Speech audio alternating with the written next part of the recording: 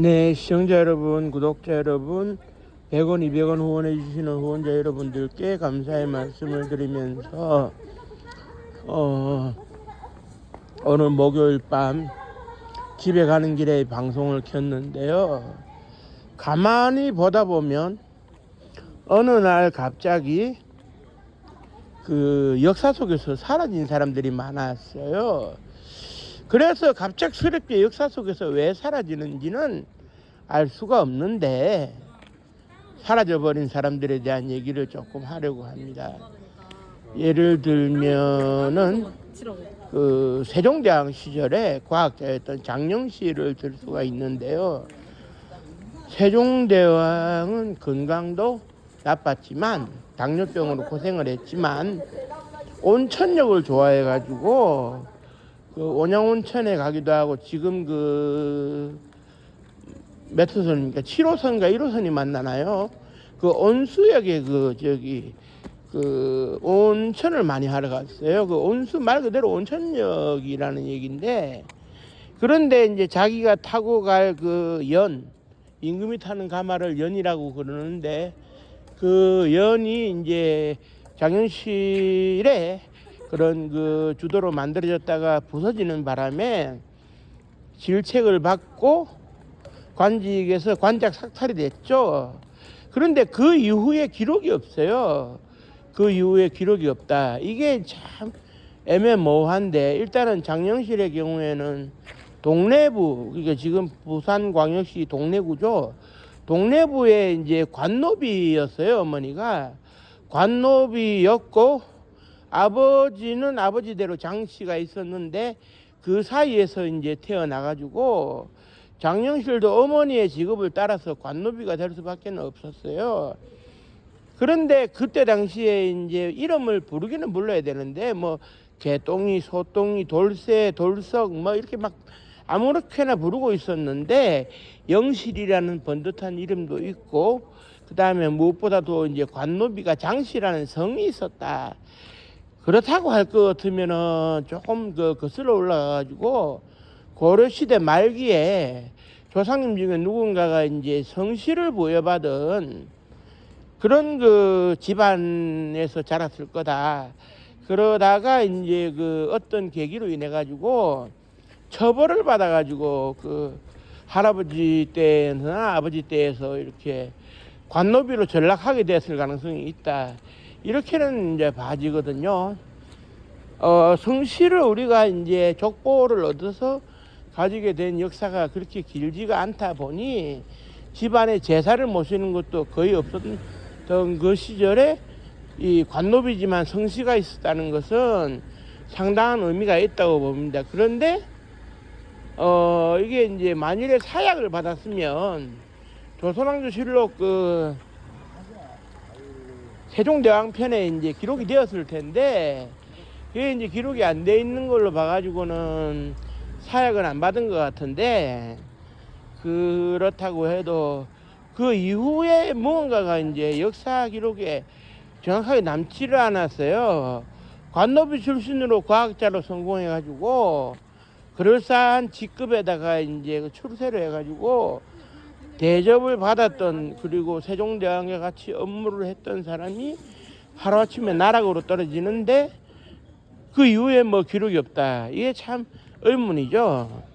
그리고 임진왜란 때 공을 세운 나라를 구한 이순신 장군의 경우에도 최후는 그 갑옷을 입지 않고 노량해전에 나갔다가 이제 그 일본 왜군이 쏜 조총에 맞아가지고 사망을 했다. 그래서 내 죽음을 적에게 알리지 말라 이렇게 뭐 기록이 되어 있습니다만은, 스스로 죽음을 맞이한 건지 아니면은 다른 연유로 이제 극단적인 선택을 한 건지 아니면 숨어 살았는 건지 이후에 알 수가 없어요.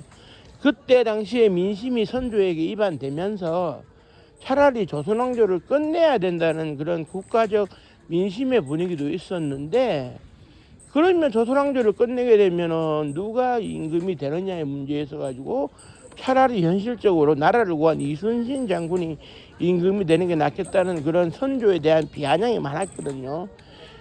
그런 상황에서 이제 이순신 장군이 나라를 구하긴 했으나 이후에 선조의 미움을 받지 않고 살아남으려면 뭐 어떻게든지 역사 속에서 사라지는 것밖에는 없었을 텐데 그 최후가 애매모호해요. 그 조카인 이완이 마지막을 이제 지켜봤다고는 하지만 애매모호한 기록들만 남아 있어요.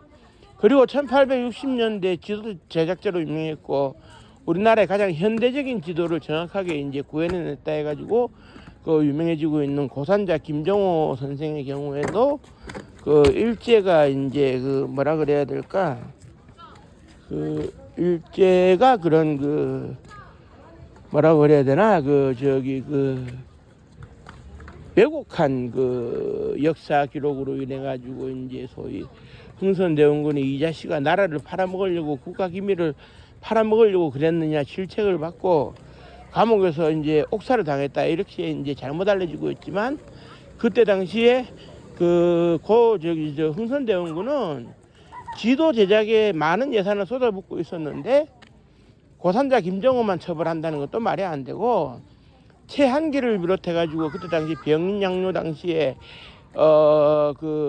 고산자 김정호 선생의 제작된 지도로 도움을 받은 사람들, 이런 사람들이 어떠한 그 신분의 변화가 없었거든요. 뭐 김정호하고 어불린, 그때 당시에는 연좌자가 있기 때문에 나쁜 놈하고 어불렸다 그러면 같이 이제 처벌을 받는데 그런 게 없었다는 거. 그건 결국 무엇을 의미하느냐? 고산자 김정호의 그런 그 최후가 극단적이진 않았을 거다. 평범하게 살다가 죽었을 가능성이 있다. 저는 그렇게 봅니다. 그러면은 일단은 이렇게 왜 역사 속에서 갑자기 사라지느냐 하는 이것이 이제 미스테리로 남을 수가 있는데요. 이게 이제 소위 미스테리로 이제 남아지는 그런 부분들이기는 한데,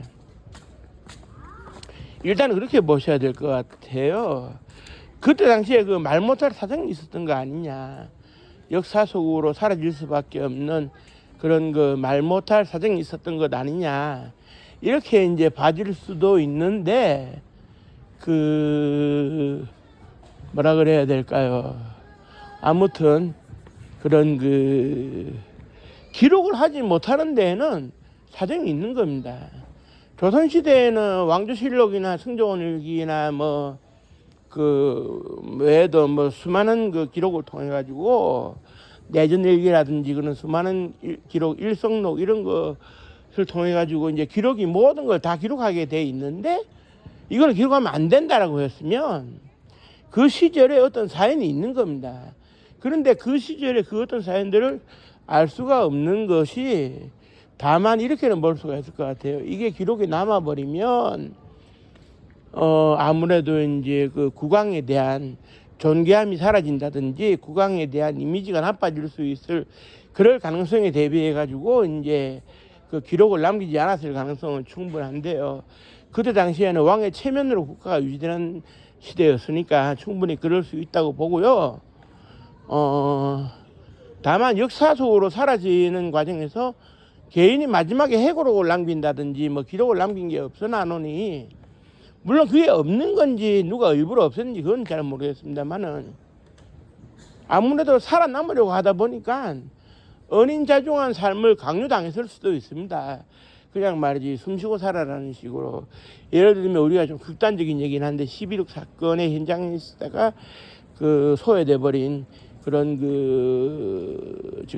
심수봉의 경우에 노태우 전두환 정부 7년 동안 은둔 생활도 강요당했고, 이제 또 다른 한편에서는 그런 정신병원에 강제 입원 당하기도 하고 핍박을 많이 받았거든요. 그런 걸로 이제 해석을 한다면은 해석이 좀 자유로워질 수는 있겠습니다만은, 아무튼 역사 속으로 갑작스럽게 사라진 부분에 대해 가지고는 우리가 이제 심도 있는 그런 조사 연구를 해서 자료가 있으면 밝혀내야 될 것 같은데, 거기까지는 시간이 좀 걸릴 것 같습니다만, 아무튼 추가적으로 자료가 발굴이 된다면 제가 제일 먼저 방송을 해드릴 수 있도록 하겠습니다. 오늘 비는 안 오는데요. 주말에 비가 많이 온다고 하니 비 피해 없도록 조심하시고요. 가시는 길에 구독 한번 살포시 눌러주시고 하시면 고맙겠습니다. 감사합니다. 고맙습니다.